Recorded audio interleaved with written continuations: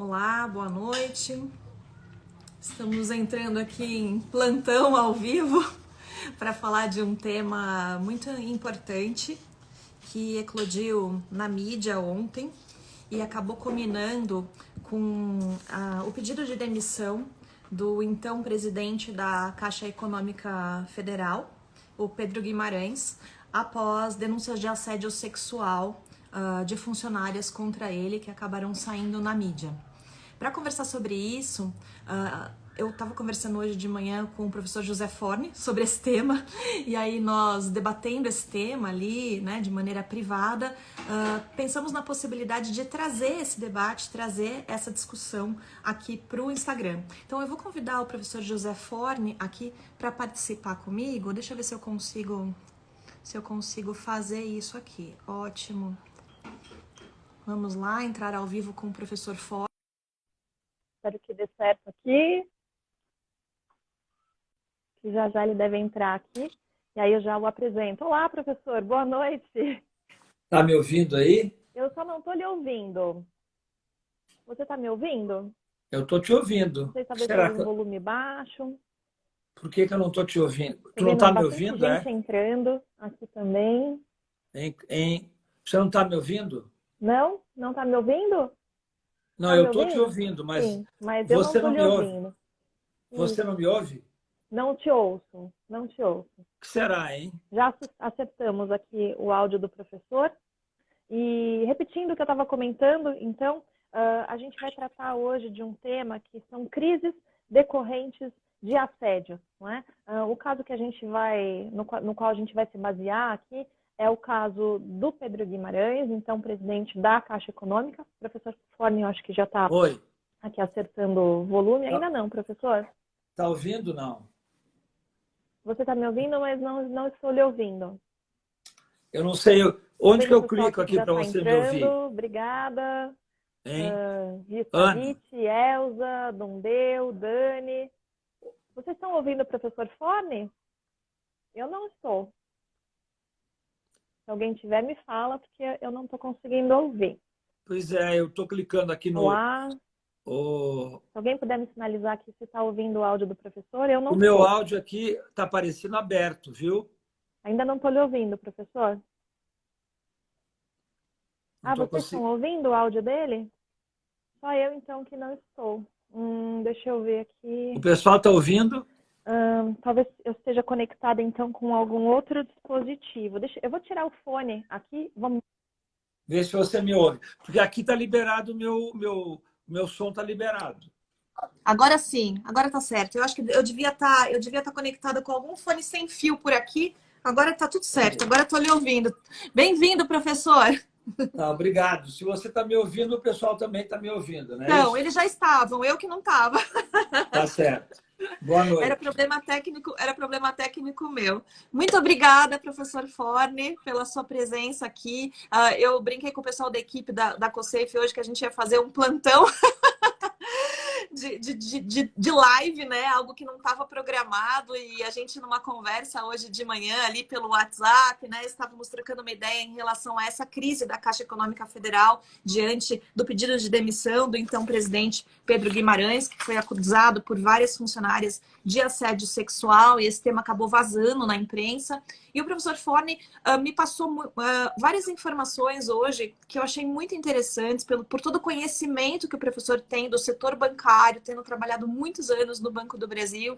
Eu falei, professor, precisamos compartilhar essas informações com colegas interessados nesse tema. Então, bem-vindos novamente, bem-vindo, professor. Muito obrigada por ter aceito esse convite aí de última hora para esse papo ao vivo aqui. Eu vou fazer uma apresentação breve do professor Forni.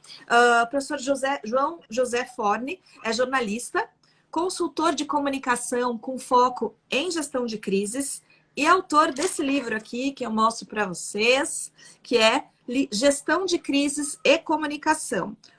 O que gestores e profissionais de comunicação precisam saber para enfrentar crises corporativas. O meu está autografado aqui pelo professor. Tenho muito orgulho de ter conhecido pessoalmente o professor Forni e poder ter essa relação de amizade e trocar informações tão preciosas, né, com essa pessoa que é uma referência em gestão de crises no Brasil aí, e que continua sendo uma fonte de informação muito importante para quem trabalha e que gosta de temas nesta área. Então, hoje a gente vai falar sobre crises decorrentes de assédio, seja que assédio moral, assédio sexual, que é principalmente aqui a questão. Mas eu gostaria de, antes de passar a palavra para o professor Forni, de trazer um contexto. Eu estava lendo aqui uma reportagem do UOL de hoje, atualizada, que falava sobre áudios que foram obtidos na coluna do Rodrigo Rangel, que inclusive é um conhecido do professor Forni, né? Acho que depois ele vai mencionar, no site Metrópolis, que mostraram o ex-presidente Pedro Guimarães ameaçando funcionários de demissão, além de uma série de rotinas de xingamentos, em relatos de assédio moral, além da questão de assédio sexual. E aí foi falado sobre uma pesquisa conduzida entre novembro e dezembro do ano passado, em que 6 a cada 10 funcionários da Caixa relataram ter sofrido assédio moral no ambiente de trabalho, segundo a Federação Nacional das Associações do Pessoal da Caixa Econômica Federal. Essa pesquisa foi feita com mais de 3.000 trabalhadores do banco, tanto aposentados como na ativa. E entre os funcionários da ativa, 56% disse ter sofrido algum tipo de assédio moral. E 70% dos entrevistados disseram que testemunharam assédio moral no ambiente da Caixa Econômica Federal. Então, a gente vê que não é um caso isolado e talvez seja algo que já existia aí por algum tempo. A Caixa Econômica, em nota, ela admitiu que recebeu denúncias de assédio e abriu investigação interna em maio deste ano. E o posicionamento foi divulgado após a saída do economista Pedro Guimarães, que foi, então, acusado de assédio sexual. Inclusive, a nota da Caixa não cita o nome dele, né? Do ex-presidente da instituição, e diz que o processo está correndo em sigilo. Bom, esse é o contexto, e aí agora eu gostaria de passar a palavra, por favor, para o professor Forni, se apresentar, dar as boas-vindas, e, Forni, esse espaço é seu, queremos te ouvir. Ana Paula, obrigado pelo convite. É um tema difícil de falar, né? É um tema até no jargão bem popular, é um tema chato de falar, mas de qualquer maneira a gente tem que entender que também não é um tema novo. É um tema que existe nas empresas há muito tempo. Eu até fui buscar uma pesquisa do Institute for Crisis Management nos Estados Unidos, num levantamento que ele tem anual sobre todos os campos onde ocorrem crises no mundo. Ele faz um levantamento, e eu fui procurar exatamente o item assédios, e vou dar uma estatística daqui a pouco aqui.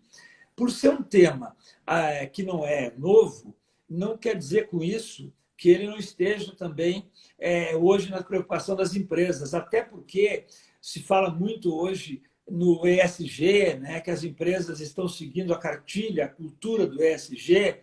E não adianta a empresa dizer isso na propaganda se ela não está cuidando lá dentro desses fatos que acontecem no âmbito do assédio. E eu até não especificaria assédio, separaria assédio sexual e moral, porque, na verdade, eles até meio que se confundem, né? Senão nós estaríamos fazendo assim, segmentando muito. O assédio moral talvez seja até mais pesado, mais comum do que o assédio sexual. Por quê? Porque as empresas hoje estão pressionadas por metas. As empresas estão pressionadas por números. Os empregados sofrem verdadeira pressão para atingir as metas. Ora, nesse momento é que se descobre e se vislumbra como que a empresa trata e procura cobrar essas metas dos empregados, né? Se a forma for a repressão, a ameaça, ela está incorrendo naquilo que a gente chama de assédio moral, que é muito fiscalizado hoje pela sociedade, pelas associações, pelos sindicatos, né? Não é? Então, no passado havia assédio? Havia, claro, no tempo que eu estava na ativa, nas empresas, vez por outra, algumas pessoas eram acusadas, ou então se percebia que elas estavam fazendo esse tipo vamos dizer assim, cometendo essa falha da gestão, mas talvez não fosse muito ainda cobrado na empresa e nem na sociedade, e passava ao largo. Os empregados sofriam, não havia canais de ouvidoria interna que eles pudessem acessar, que é um assunto que eu acho que a gente devia puxar também, né? Que é para onde o funcionário vai recorrer. Então, para introduzir o tema, eu gostaria de dizer que o tema é antigo, ele existe, é uma realidade que as empresas, muitas delas, já estão preocupadas e têm mecanismos, e a criação das ouvidorias veio, em boa hora, resolver muito isso. O problema da ouvidoria interna foi o que parece que aconteceu na Caixa Econômica, que apesar das empregadas, das funcionárias terem registrado a queixa, terem se queixado, as queixas caíram num canal lá que não recebeu, não teve a resposta que merecia. Eu acho que é por aí. Professor, queria retomar um pouquinho um tema que nós conversamos de manhã, para falar um pouco sobre a questão do assédio sexual especificamente, mas não somente sobre isso, mas sobre o papel da mulher dentro das instituições financeiras. Né? A gente estava falando quantas são as executivas hoje de alta liderança nas grandes organizações financeiras que são líderes. Desde quando isso acontece? E o professor estava comentando comigo sobre qual foi o ano em que as mulheres começaram a fazer parte do corpo, por exemplo, de funcionárias do Banco do Brasil. Se o professor puder contextualizar para a gente, só para a gente saber o quão recente é a participação da mulher dentro desse contexto, para a gente entender, talvez, né, um pouco do que está acontecendo hoje. Muito bem. Bom, para recordar alguma coisa histórica, o Banco do Brasil talvez seja a empresa pública brasileira que tem o concurso mais antigo, um dos mais antigos. Desde 1916, o empregado do Banco do Brasil entra por concurso. Ninguém entra por nomeação lá ou indicação política, a não ser a diretoria, que sempre, historicamente, os diretores e presidentes podem ter indicação política. Então, desde 1916, pois hoje de manhã, conversando com a Ana Flávia, eu disse para ela que o primeiro concurso que foi permitida a inscrição das mulheres foi exatamente o concurso que eu fiz, foi uma coincidência, em 1969. Então, nós temos o quê? Cerca de 40, 50 anos que as mulheres fazem parte concursadas no Banco do Brasil. Ora, na história de 200 anos do banco muito pouco tempo, né? Na verdade. E aí, é claro que as mulheres demoraram a atingir postos de comando, que hoje já várias delas, inclusive amigas minhas, são diretoras, foram vice-presidentes, foram diretoras do banco em várias áreas, né, de finanças, de comunicação. E o que acontece? A presença da mulher, de certa maneira, eu acho que dá uma força na cúpula das organizações para se evitar o que hoje é uma grande ameaça que as empresas têm, que é o risco da crise de assédio sexual e assédio moral. Eu acho que a presença das mulheres iria reduzir e diminuir isso. Por isso que se prega tanto que haja uma equalidade nas diretorias, em que os homens que têm uma presença muito grande, principalmente como CEOs e vice-presidentes, tenham também a presença das mulheres. E isso, então, historicamente, é recente, porque muitas empresas, ainda, né, há poucos anos, causavam restrições ao acesso das mulheres a determinados cargos. E hoje nós vemos assim que esse tabu está sendo quebrado, né? E, ao mesmo tempo, a presença da mulher na diretoria, nos conselhos, seria uma forma, inclusive, de fiscalizar a empresa nesse aspecto. Seria inibiria a empresa de ter pessoas que a gente hoje, é um termo que eu até gosto, né? São pessoas tóxicas, que, na verdade, se aproveitam do cargo para fazer pressões por metas ou pressões por serem homens, né? E acabam acontecendo esses fatos aí lamentáveis que a gente tem ouvido nos últimos dias. Professor, trazendo um pouquinho de uma forma mais ampla agora, até só fazendo um comentário, inclusive agora a sucessora do Pedro Guimarães é uma mulher, né? Inclusive, nomearam uma mulher, né?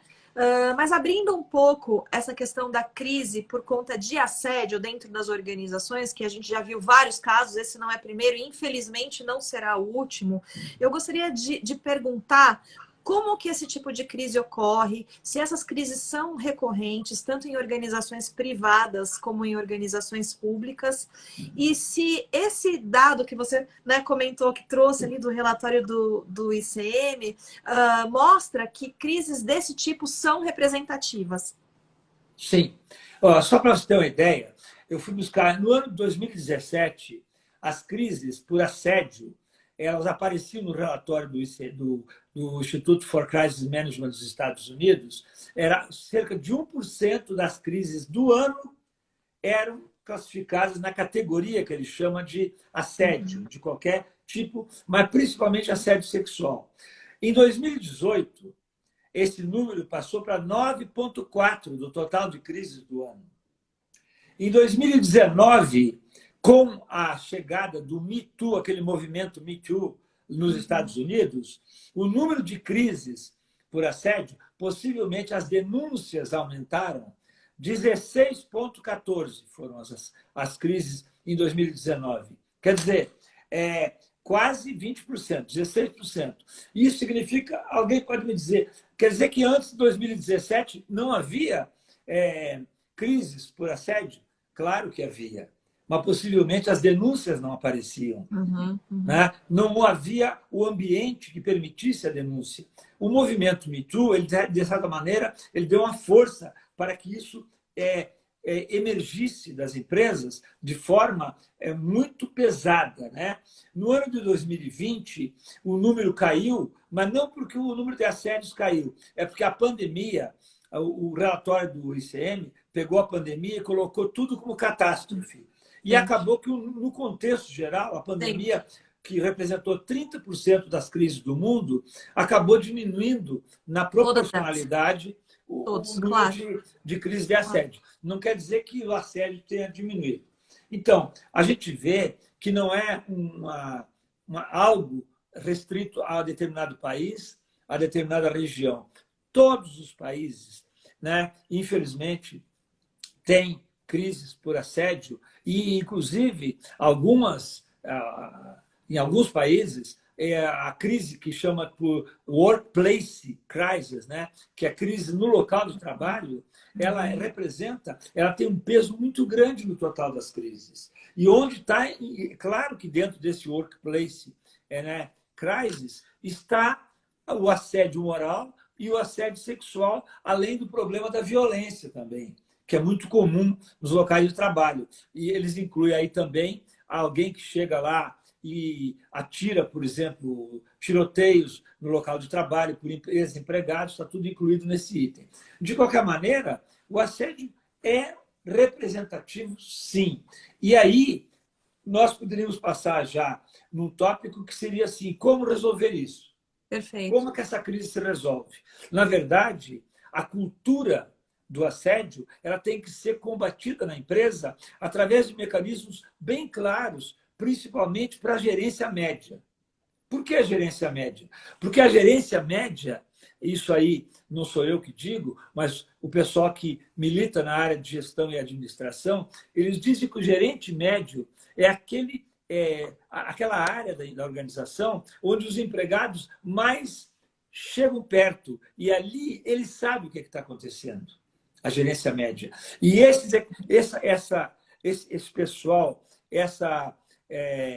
vamos dizer assim, esse segmento da empresa, ele tem que ter permanentemente ser instruído para combater na empresa essa cultura do assédio moral e do assédio sexual. E ele, inclusive, sendo responsável para responder perante a diretoria, perante a ouvidoria, os casos que acontecerem.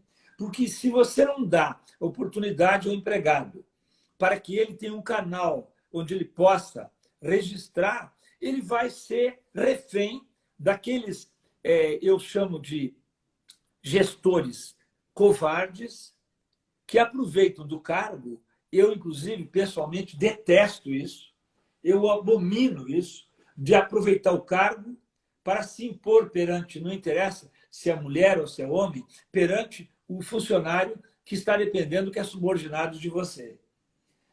Você pode me perguntar, você enfrentou isso? Teve na história? Lógico que em 30 anos, passando por organizações, depois eu trabalhei também em outras, você encontra pessoas que às vezes até por um costume antigo, né, daquele negócio do chefe, que o chefe manda e que eu mando e os outros obedecem, e essa é uma cultura que tem que ser combatida na organização. Hoje, o empregado satisfeito é aquele que tem um clima de pertencimento, ele gosta da organização, a organização faz bem para ele. Ora, se nós tivermos funcionários que não se sentem bem, funcionários que são pressionados, até o desempenho da organização é comprometido. Você não está querendo metas? Então, tem que tratar todas as pessoas de maneira correta e não distinguir sexo, não distinguir cargo, né? Tratar todo mundo igualmente e as pessoas terem liberdade para quem recorrer. Talvez o que tenha acontecido no caso da Caixa foi a dificuldade que as funcionárias tiveram de recorrer a alguém que pudesse dar uma resposta imediata e positiva para elas, a ponto de precisar da imprensa, né? Sempre a imprensa, e foi o meu amigo Rodrigo, né, Rangel, que revelou no Metrópolis entrevistas onde as funcionárias disseram para um jornalista, contaram para ele, e acabou ontem a notícia vazando e redundando em tudo que a gente estamos assistindo aí. Eu acho que tem relação com a credibilidade da isenção desse canal de denúncias, né? Eu queria comentar um caso que eu presenciei numa das empresas onde eu trabalhei, de um diretor da empresa que era o assediador. Né? Ele praticava assédio sexual dentro da organização, isso era sabido, era comentado entre muitas mulheres lá dentro.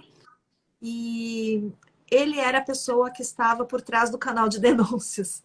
Então, o que a gente percebia é que muita gente sabia e ninguém denunciava por medo de represália, de perder o emprego, né?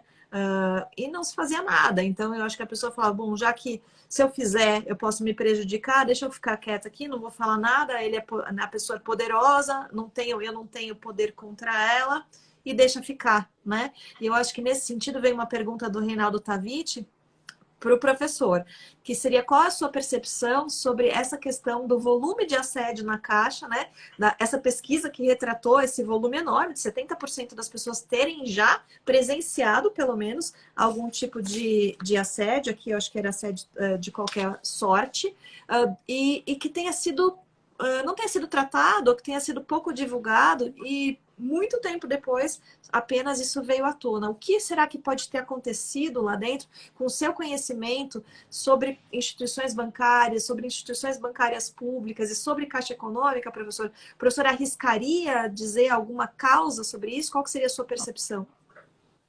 Olha, eu não sei se foi a falta de um canal onde o empregado se sentisse tranquilo para fazer a denúncia e não ter nenhuma repressão. A Caixa Econômica não é um funcionário que, vamos dizer assim, que não sabe procurar esses canais. É um quadro muito preparado, né? E eu tenho a impressão que a ouvidoria interna, talvez lá, tenha falhado nisso. Porque não adianta ter uma ouvidoria interna se as perguntas, como você citou no exemplo aí do diretor que você conheceu ou teve na empresa, né? Se a queixa do funcionário vai cair lá no RH e o RH vai fazer triagem ali e saber que empregados que fizeram as queixas. Aí você fica realmente refém, né? A ouvidoria funciona, e eu defendo, inclusive, quando a ouvidoria surgiu, perguntavam muito nas palestras sobre comunicação qual era o lugar da ouvidoria. E muitas empresas e dirigentes diziam que quem tinha que cuidar da ouvidoria era a comunicação. E eu sempre questionei isso. E eu dizia, não, a comunicação não é o lugar que deve cuidar da ouvidoria, porque ela não é a instância maior da empresa. E eu sei de um exemplo de uma empresa que houve queixa sobre a comunicação da empresa, a área pegou e abafou as queixas que chegavam. E você vê como não funciona, né? Porque as queixas eram contra a comunicação da empresa.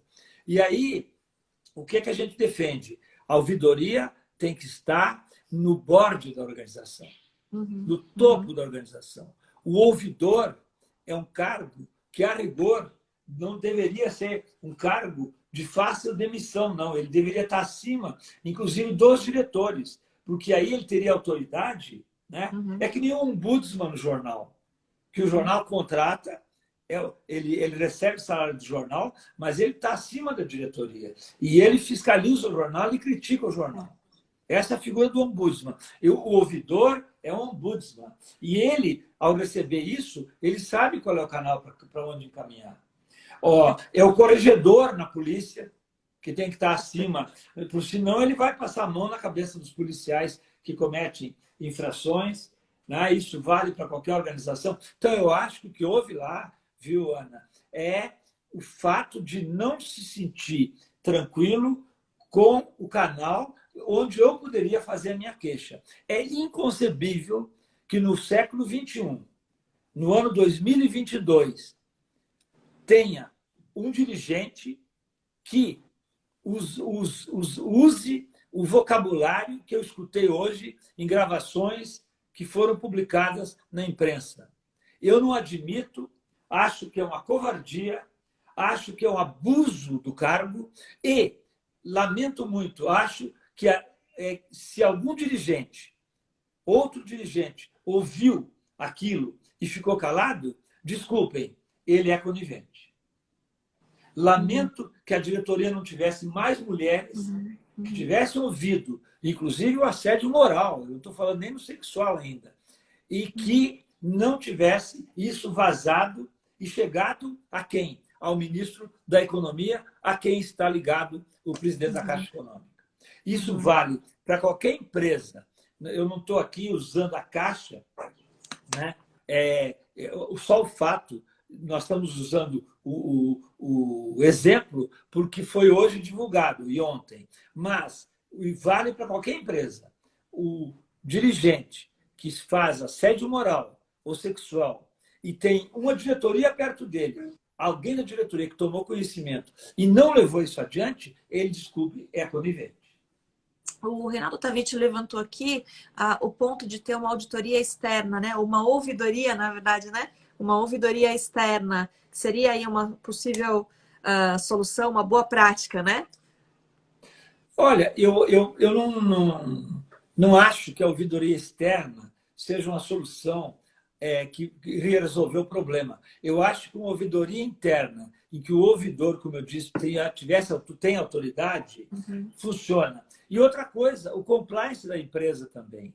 O compliance da empresa, né, se ele tem que dar conformidade aos atos da empresa, e o compliance, a filosofia do compliance é essa, né? O motivo, ele tem que dar conformidade que ela está fazendo as coisas certas, de acordo com o regulamento e tudo. O compliance da empresa, se caísse para ele, ele também seria responsável por analisar isso, que inclusive vem pegar contra o conceito da empresa, né? Contra o conceito da diretoria. Isso é ruim para a reputação da organização, que é o ativo mais precioso que ela tem. Perfeito, perfeito. Eu coloquei até um Twitter ontem dizendo que quando a reputação do CEO é atingida, ou de um diretor, não importa, não precisa ser o CEO, a reputação da organização também está em xeque. Nesse não é para sentido, isso que nós trabalhamos? A comunicação trabalha para isso.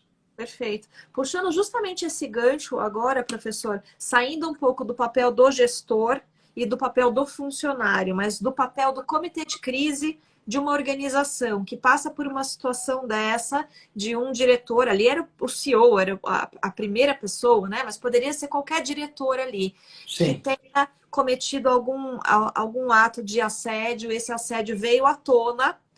E aqui estava comprovado, aqui tinham áudios, né? Isso ficou muito claro que era fato, né? Embora o ex-presidente do banco tenha dito que ele foi injustiçado, né? Enfim, provavelmente que não era aquilo, etc. Mas as provas aqui pareciam as evidências bem claras. Mas às vezes a gente não tem evidências tão claras assim. Às vezes a gente tem dentro de uma organização a palavra de uma pessoa contra a palavra de outra pessoa, né? Isso. E aí, como que o comitê de crise, uma vez que esse tema saiu ali de dentro, né, e já está lá na mídia, nas redes sociais, e não existe uma certeza de que aquele crime aconteceu, né, ou aquele assédio aconteceu, como o comitê de crise poderia agir, ou a liderança da organização poderia agir justamente para preservar a boa imagem e a reputação dessa organização? É por isso que eu defendo no comitê de crise a pessoa do RH. Alguns autores de gestão de crise, da teoria de crise, eles não colocam o RH no comitê de crise. Eu sempre defendi porque não existe crise que não vá bater lá no empregado. E essa crise, ela bate direto no RH, né? Se o RH não tem mecanismos, não consegue detectar isso, não detectou, né? O comitê de crise que deveria existir, ele iria detectar e chamar a atenção do RH para resolver o problema. E isso vale para qualquer crise que venha bater nos empregados. O comitê de crise tem que acompanhar. Por quê? Porque há muita crise que começa ali e vai crescendo, vai estourar um dia e vai batendo, inclusive envolvendo o próprio titular da organização. Nós temos aí várias empresas, vou citar uma, cujo presidente está lá na Turquia, exilado quase, é brasileiro e turco, né?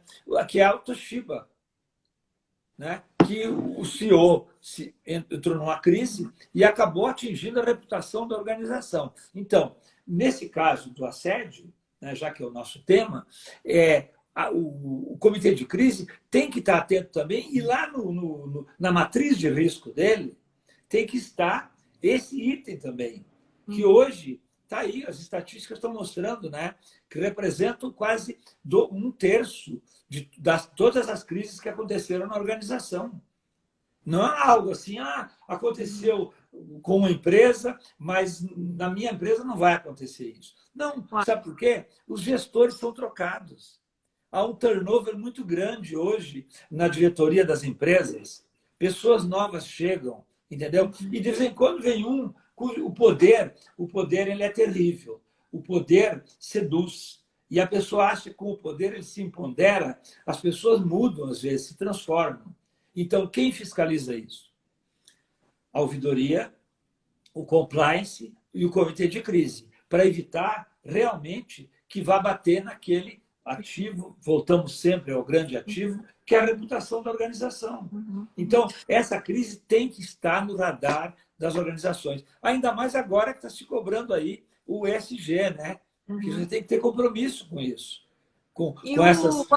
O afastamento desse executivo, independente de ser comprovado ou não, seria um caminho natural para a decisão ali do comitê de crise nesse tipo de caso, professor? Não, eu acho o seguinte, existe auditoria na empresa. A auditoria da empresa, ela tem condições, inclusive, de acompanhar esses casos. A auditoria não pode fechar o olho porque ele é o principal gestor. Eu vou dizer uma coisa, o CEO não é dono da empresa, não. Ele está passando por lá. Eu até digo o seguinte, eu tenho uma expressão que é meio pesada, às vezes eu uso expressões que parecem pesadas, mas é o seguinte, o presidente de ontem vai para o lixo da história. Ninguém se lembra. Se você pegar uma empresa aí pública, né, pode falar sobre Petrobras, várias empresas públicas, se te perguntar quem era o presidente há 10 anos, ninguém se lembra. Porque ele passa, entendeu? O que fica é o que ele fez de bom para a empresa, fica, sim. Mas o que ele fez de ruim também fica. Fica na história. E quem é Quem é que monitora isso? Quem é que cuida disso? Né?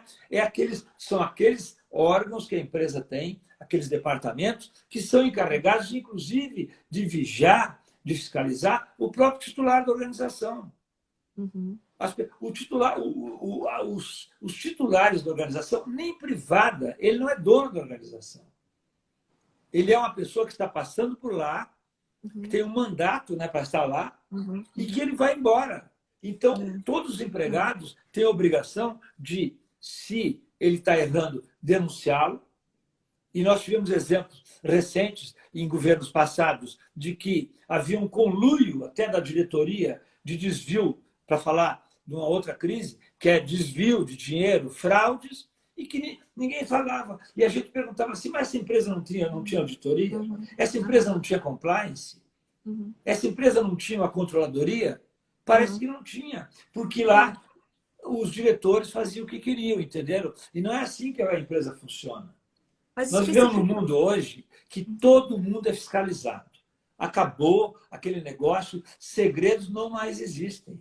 Ele vai estourar e vai criar uma crise. Vem no bojo do segredo que vazou uma crise para a empresa. Sim. Até porque existem os telefones celulares hoje, a pessoa filma, a pessoa grava, né? Então isso facilmente vira aí uma prova, uma evidência, né? Mas o meu comentário anterior é porque às vezes o processo de investigação dentro da organização ele leva alguns dias, às vezes algumas semanas. E o julgamento popular ele é imediato. Então se algo vaza para fora da empresa enquanto ainda não foi concluída a investigação da organização, a empresa fica, vamos dizer, numa saia justa do que fazer com aquele dirigente, né? Porque pode ser que ele seja inocente, mas pode ser que ele seja culpado. Então, aqui, alguém estava comentando, acho que, sobre um possível afastamento dessa pessoa momentaneamente até que seja, né, averiguado. Acho que poderia ser uma alternativa. O Robério Pinho pergunta aqui, o governo quis passar alguma mensagem ao nomear uma mulher para a presidência da Caixa? O que o professor acha? Não, eu acho o seguinte, bom, primeiro que não é a primeira mulher, né? Teve um governo, acho que do PT, que teve uma presidente até, que foi excelente presidente da Caixa. Eu me lembro, não me lembro qual é o governo, mas eu acho que foi no PT. E eu acho ótimo que tenha sido, porque dá um sinal, eu acho sim. Concordo. Né? Dá um sinal que a Caixa está precisando ter essa visão e, inclusive, para, vamos dizer assim, aliviar o clima da empresa, que não deve ter sido fácil para as pessoas que estão lá, que são funcionários, como eu disse, competentes. Sim. Eu sou cliente da Caixa, gosto, é um banco público que tem uma história incrível, né? Eu me lembro que lá no Banco do Brasil nós tínhamos um quadro numa sala de reunião onde tinha uma caderneta de poupança do Machado de Assis, da Caixa Econômica. Machado de Assis tinha poupança. Então, é uma empresa que tem uma história, né? E essa história não pode ser jogada por causa de um executivo, né? Por causa de um erro de um executivo e tal. E acho que excelente o sinal que foi dado aí de colocar uma mulher, e acho que a hora de... a crise, não necessariamente, ela acaba com a organização. Não, ela machuca, ela fere, ela arranha a reputação, mas é hora de colocar as coisas e fazer, principalmente, tirar aquela ideia de que o CEO tudo pode. Né? Isso não existe. Isso o mundo atual não comporta isso. Né? Nós estamos vendo aí o próprio CEO do Facebook, da Volkswagen, que foi demitido lá quando saiu a crise da poluição. De carbono.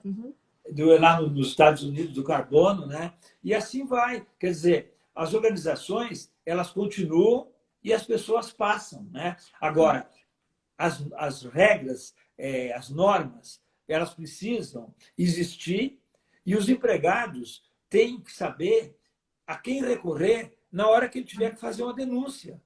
Porque não é porque fulano é diretor que ele está acima do bem e do mal. Não existe isso. Não existe isso. Professor, tem um comentário da Elza Lemos, que é a nossa amiga aqui também, dizendo que em Portugal a Igreja Católica tem uma comissão para receber queixas de assédio, preservando as vítimas. Essa questão dá uma outra live, Elza, para falar sobre questões de assédio em igrejas, né? É um tema bem polêmico também. E a Nair Aoki, a nossa amiga, também está perguntando o seguinte: trazer a esposa, filhos e os 18 anos de casamento foi uma confissão? Normalmente os denunciados saem aí por uma estratégia parecida com essa, de acordo com a Nair. O que o professor acha? Se eu fosse assessor de comunicação da Caixa, eu teria recomendado ao presidente não ir naquele evento. Ele foi no evento, levou a esposa para dar um sinal como se fosse absolvido, que o absolvesse do que estava sendo acusado. Acho que não foi uma estratégia correta, porque não diminuiu em nada a potencialidade ou a gravidade do que estava sendo publicado, né? E denunciado pelos próprios empregados. Então, acho assim, ontem também eu fiz um Twitter até bem pesado também, sobre a carta de demissão.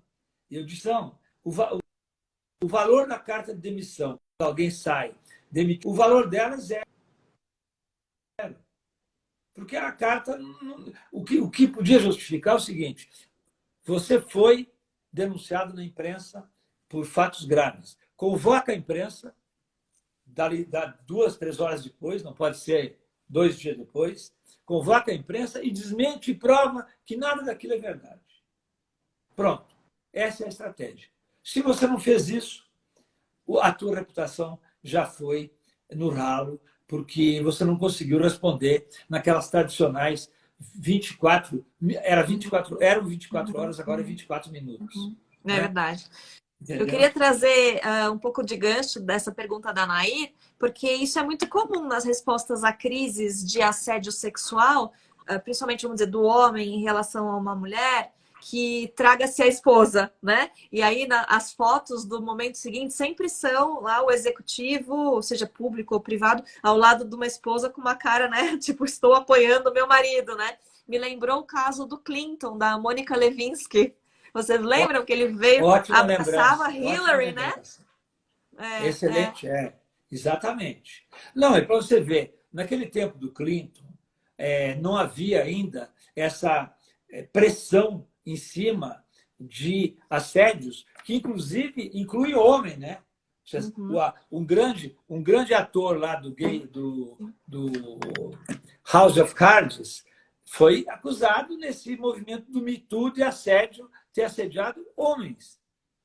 E ele está respondendo a vários processos. E mulheres que assediam homens também.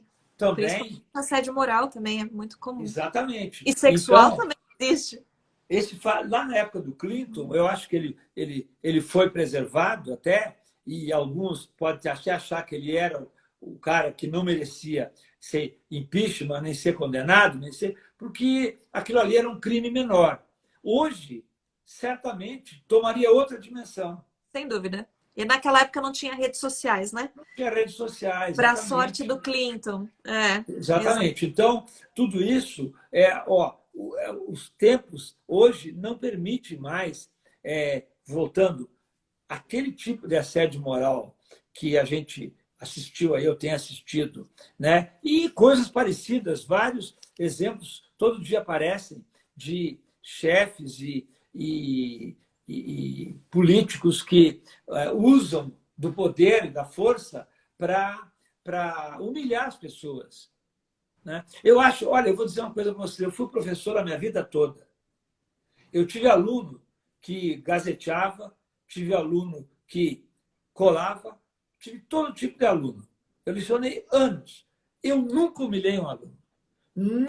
Eu não admito humilhar ninguém, mesmo que ele erre. Chame em particular, converse com ele, que tu tem muito mais condições de resgatar se aquela pessoa está cometendo alguma coisa, do que você humilhar a pessoa, né? Imagina se ele não estiver errando, né? Humilhar por questão de cargo. Isso não existe, gente. Os tempos modernos não admitem mais isso. Se você é o chefe desse tipo, você está fora do contexto. As organizações hoje, o chefe convive no dia a dia com os empregados como se fosse uma turma que está ali para atingir as metas da organização, premiando aqueles que têm um desempenho melhor, ótimo, né? E estimulando aqueles que não conseguem, às vezes, atingir a meta. Mas não assediando. Isso não existe. Nós vivemos outros tempos hoje. Professor, caminhando para o nosso fechamento aqui, eu queria que o professor fizesse aí uma previsão de desdobramentos dessa crise para a Caixa Econômica. Quais são, na sua opinião, aí, as próximas etapas, os desdobramentos decorrentes dessa situação aí que nós vimos entre ontem e hoje?